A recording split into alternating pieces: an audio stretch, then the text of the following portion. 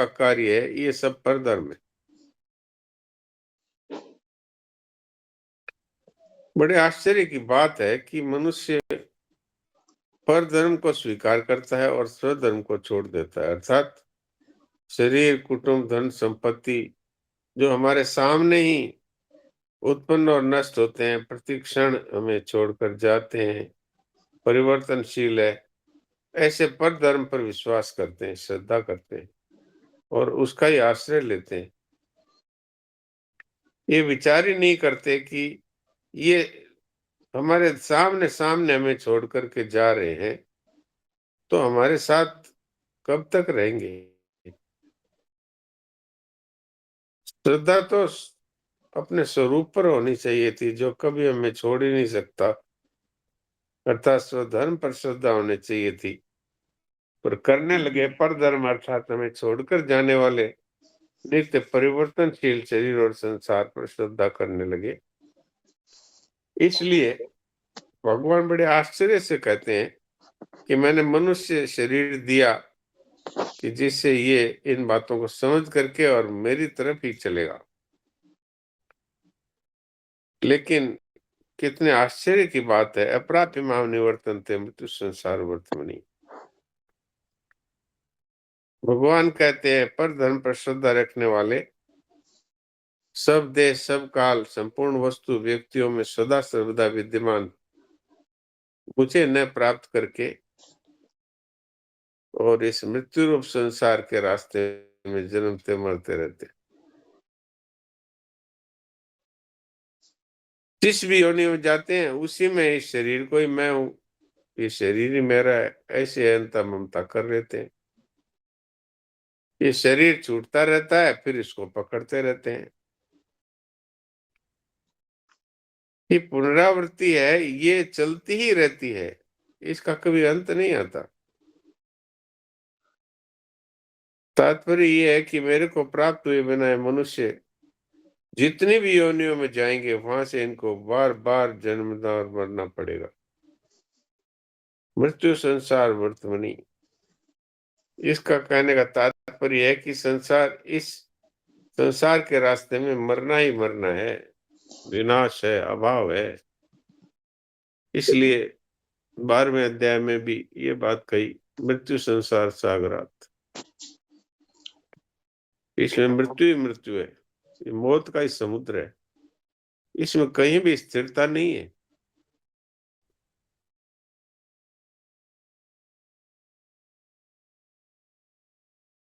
भगवान आश्चर्य करते हैं, अप्राप्यमाम निवर्तन्ते। भगवान कहते हैं मनुष्य मात्र को मैंने अपने स्वरूप को जानने का अथवा मुझे प्राप्त करने का अधिकार दिया है और स्वतंत्रता भी दी है। लेकिन फिर भी कितने आश्चर्य की बात है कि मुझको न प्राप्त होकर के जन्म मरण के चक्र में ही पड़े रहते हैं।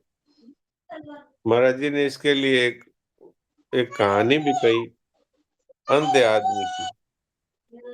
वास्तव में हम सभी लोग जो परमात्मा को नहीं मानते वो अंधे ही हैं, पर हम ऐसे अंधे हैं जो आंखों वाले अंधे हैं। वो तो सूरदास था, वास्तव में अंधा था, लेकिन हम आंखों वाले अंधे हैं। हमारी आंखों के सामने सब कुछ उत्पन्न और नष्ट होता रहता है, फिर भी हम इसी के पीछे दौड़ रहे हैं। एक शहर था, उसमें चारों तरफ ऊंची दीवार बनी हुई थी। शहर से बाहर निकलने का एक ही दरवाजा था। एक अंधा है, वो शहर से बाहर निकलना चाहता था, एक हाथ में लाठी पकड़ी हुई थी और एक हाथ में दीवार का सहारा लिए हुए चल रहा था। चलते चलते जब भी बाहर जाने का दरवाजा आता तभी उसके माथे में खुजली चलती। वो खुजलाते खुजलाते वहां से आगे चल देता, फिर दीवार पर हाथ रखकर चलता रहता। इसलिए जब भी दरवाजा आता है तभी खुजली चलती। इस तरह से वो चक्कर ही काटता रहा, कभी भी बाहर नहीं जा। ऐसे ही ये जीव है, स्वर्ग नरक 84 लाख योनियों में घूमता रहता है।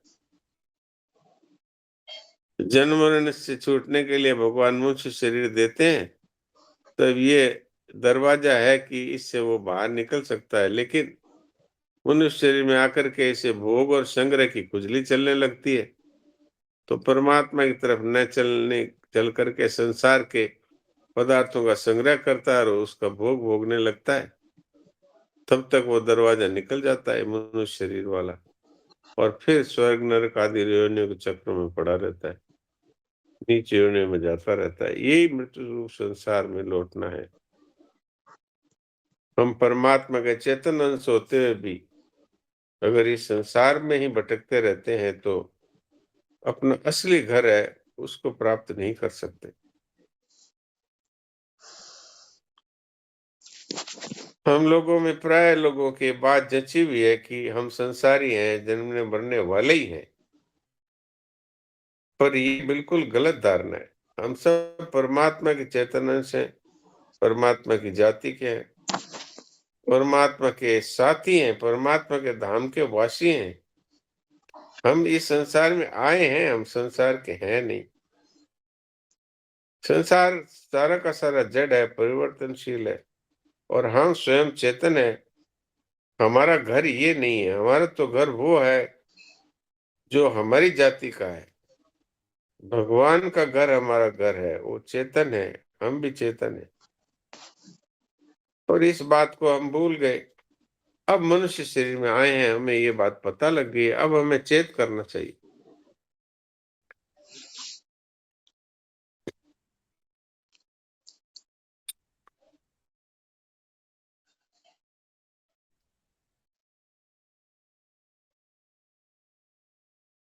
तो ये मूल मूल बात आपकी सेवा में रख दी, अब कोई विशेष बात चलाइए।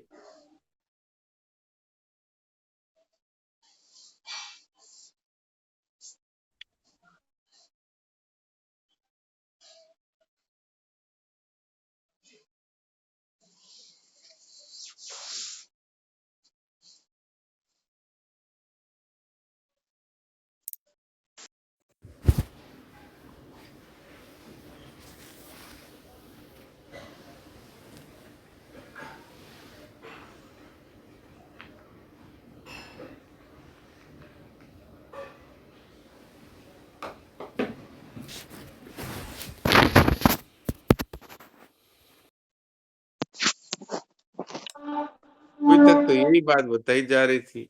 जी जी स्वामी जी, मैं लेट जुड़ा, क्षमा करना। अभी जुड़ा, तो इसलिए मुझे नहीं मालूम। इसका एक ही रास्ता है कि पर धर्म को छोड़कर स्वधर्म को अपनाएं। ये संसार, शरीर, पदार्थ, ये सब के सब है, ये हमारे सामने ही उत्पन्न और नष्ट होते हैं, हमारे सामने ही समाप्त हो रहे हैं। इनको मेरा और मैं मान लेना, ये परधर्म है।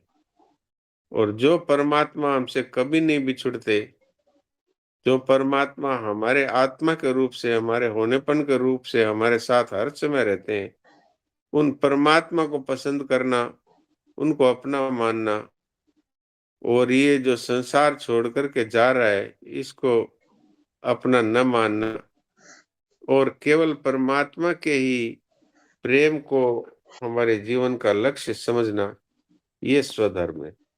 तो परधर्म को छोड़ करके स्वधर्म को अपनाएं, यही वास्तव में इसका रास्ता है। जी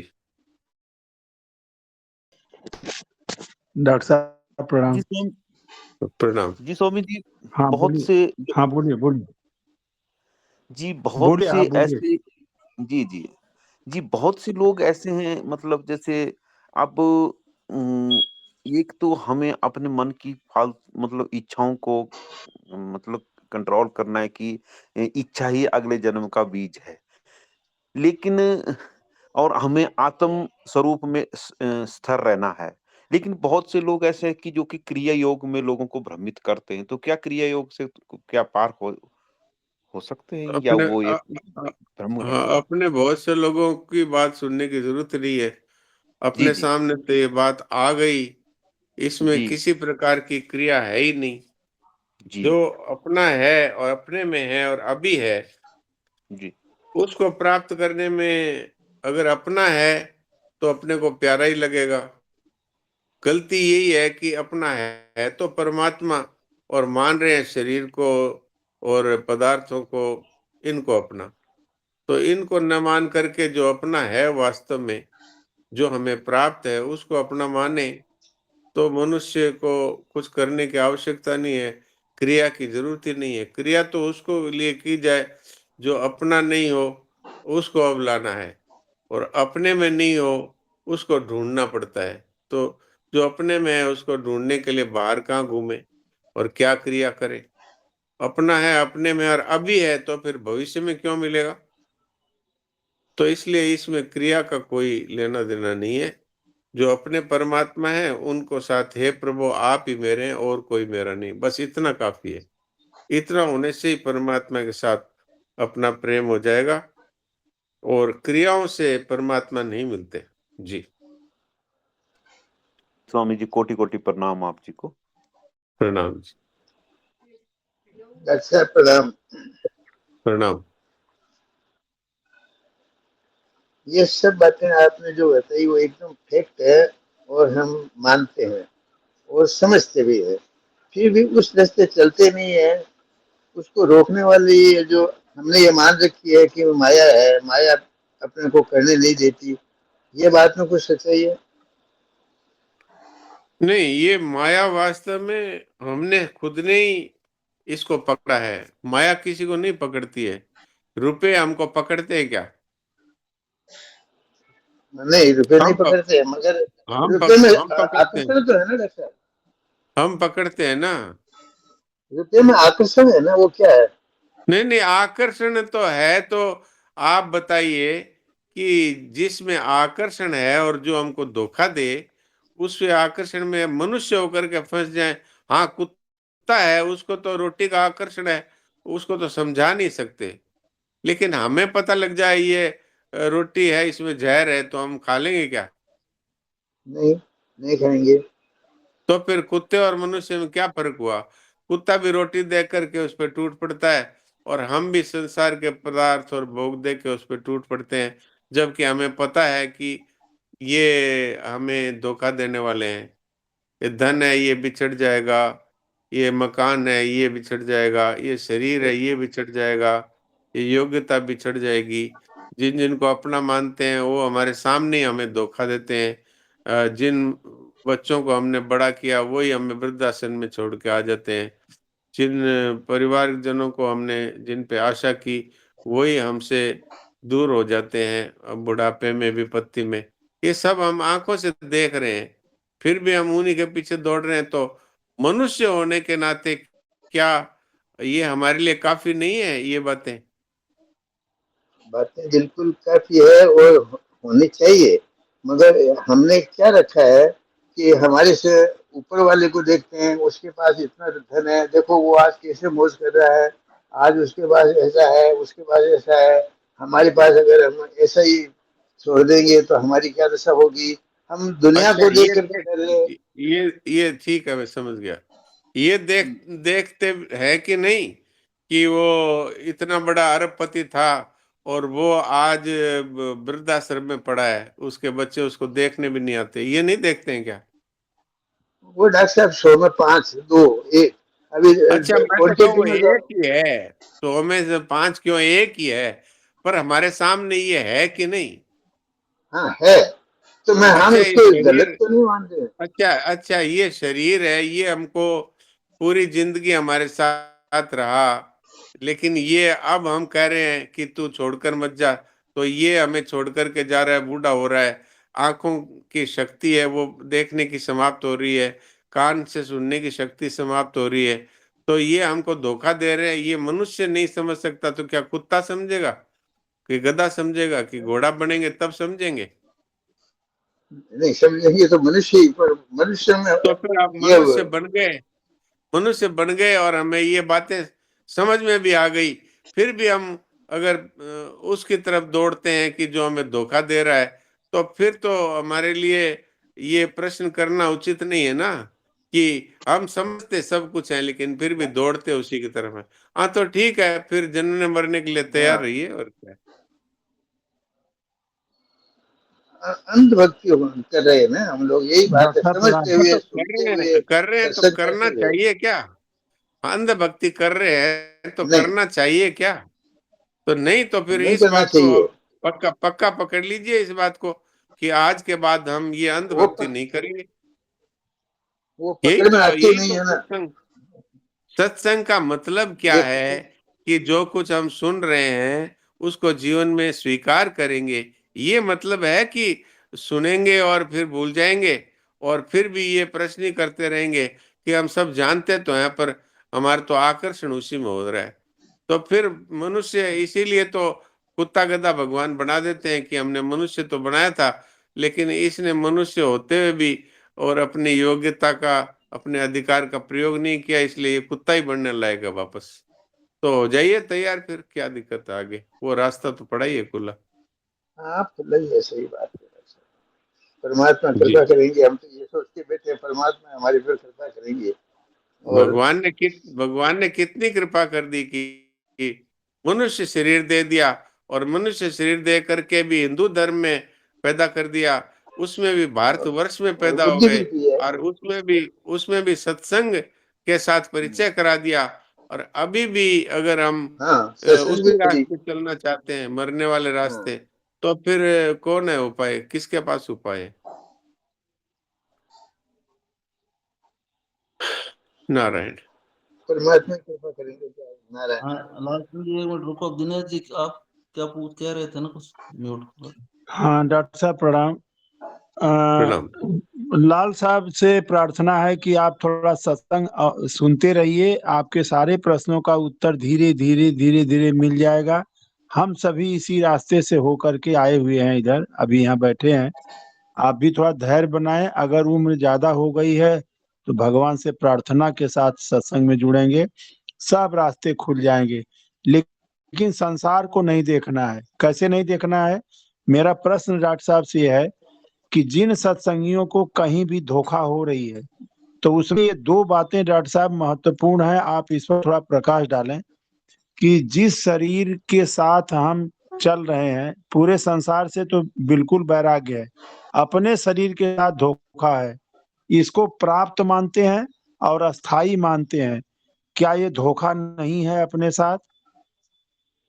ये तो पक्का ही धोखा है। और ये बात सत्संग से रोज पता चल रही है।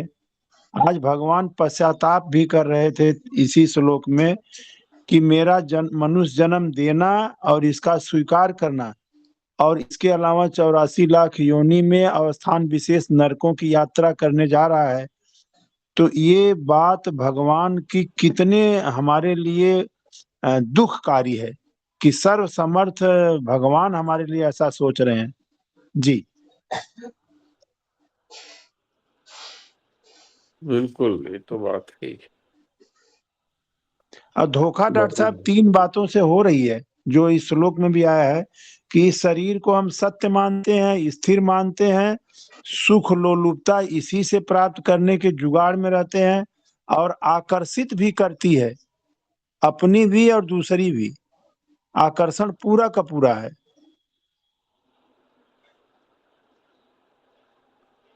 जबकि भगवान, शास्त्र और महापुरुष आंख खोल के देखने के लिए कह रहे हैं कि ये है नहीं, था नहीं, अभी भी प्रतिपल जा रहा है। अब हमको सत्संग के माध्यम से ही आंख खुल सकती है, ऐसा मुझे समझ में आ रहा है।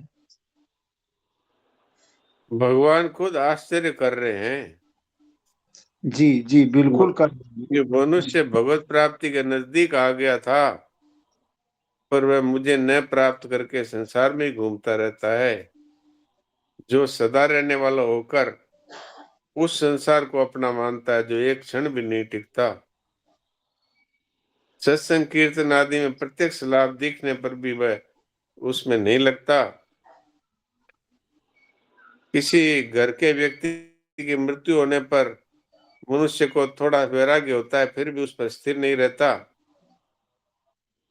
तो भगवान कहते हैं कि ये कितने दुख और आश्चर्य की बात है कि मैं प्रत्यक्ष रूप से और हर समय मौजूद हूं पर फिर भी ये मुझे न प्राप्त होकर संसार रूपी मौत के मार्ग में पड़ गया है। ये दुख के साथ बड़े आश्चर्य की बात है। नारायण नारायण। नारायण। महाराज जी थोड़ा सा मुझे आया, स्वामी जी भी कहते थे जैसे अपने लौकिक संसार में भी पिता को छोड़ के बेटा दूसरों से मांगता हो तो कितना दुख लगता है पिता को कि मैं पिता सब कुछ दे सकता परंतु बेटा मिसगाइडेड हो गया। तो जब लौकिक में भी हमें पिता को दुख होता है, तो अलौकिक में भगवान जो है वो भी दुखी होते हैं कि हमारा मनुष्य दिया हुआ समझदार भटक रहा है। तो ऐसे भी समझा सकता है। बिल्कुल बिल्कुल।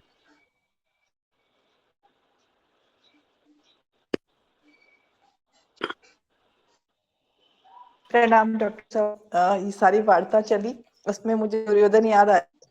वो कहते हैं कि मैं जानता हूँ कि ये सब सही है क्या गलत है। उनके गुरु द्रोणाचार्य ही थे सब कुछ, लेकिन पता नहीं कौन सी शक्ति मुझसे ये सब करवा लेती।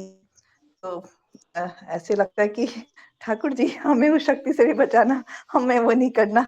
जी राम राम। हाँ, अर्जुन ने भी यही कहा कि मनुष्य जानबूझ करके पाप क्यों करता है। ऐसा लगता है कोई जैसे कोई शक्ति है वो जबरदस्ती इसको पाप में लग देती है। तो भगवान ने इस उत्तर दिया है कि और कोई भी ऐसी शक्ति नहीं है, ये कामना है जो मनुष्य को वो की हुई है, किसी दूसरे की नहीं। हमारी खुद की इच्छा ही, हमारी खुद कामनाएं ही हमको पाप में लगाती है। तो एक कहा है कि आप कमाया कहाँ किण न दीजिए दोष। खुद ही हमने अपने अपने आप को और इस कठिन संसार में फंसा के रखा हुआ है। अब दूसरे वो दोष कैसे दें। कठिन वास्तव संसार का रास्ता है। जो आप धन को पकड़ते हैं, धन चला जाता है। परिवार के सदस्यों को पकड़ते हैं, वो धोखा दे देते हैं। शरीर को पकड़ते हैं तो शरीर निकल जाता है और भी उसके पीछे दौड़ते रहते हैं। परमात्मा तो हर समय मौजूद है और हमारे हैं, हमारे में है और सब परिस्थितियों में है। फिर भी हम उनकी तरफ नहीं चलना चाहते, तो गलती तो हमारी है ना। कौन दूसरा है जो लगा।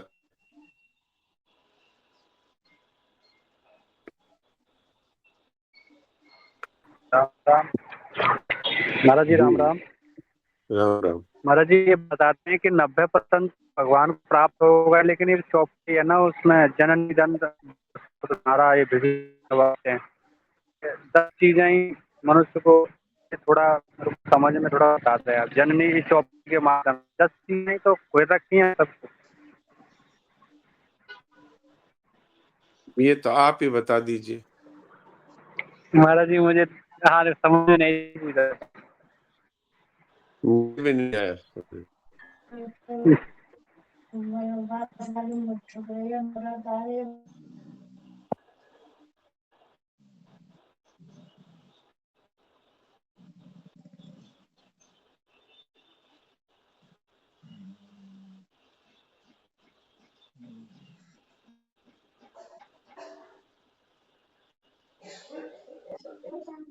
तो 4 बज रहे हैं सुरेश जी, क्या समय तो हो रहा है।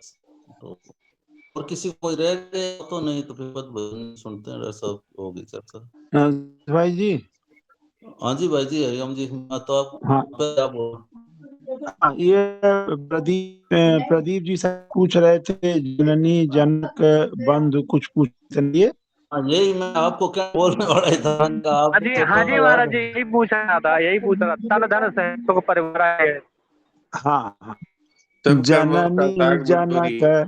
जनक जननी जनक बंधु सुतदारा तन धन भन सुहृद परिवारा सब कर ममता त्याग बटोरी, और मम पद हृदय बांधी बर डोरी। जो स्वामी महाराज की वाणी में इसका बहुत अच्छा विवेचन किया गया है। स्वामी महाराज कहते हैं कि आप सारा दारोमदार, घर परिवार कुटुंब, माता पिता भाई भौजाई जो भी है, ये 10 रिश्ते हैं। इस चौपाई में 10 रिश्ते हैं। ये 10 को भगवान के श्री चरण में अर्पित कर दीजिए कि हे नाथ, इनके सहित मैं आपका हूँ।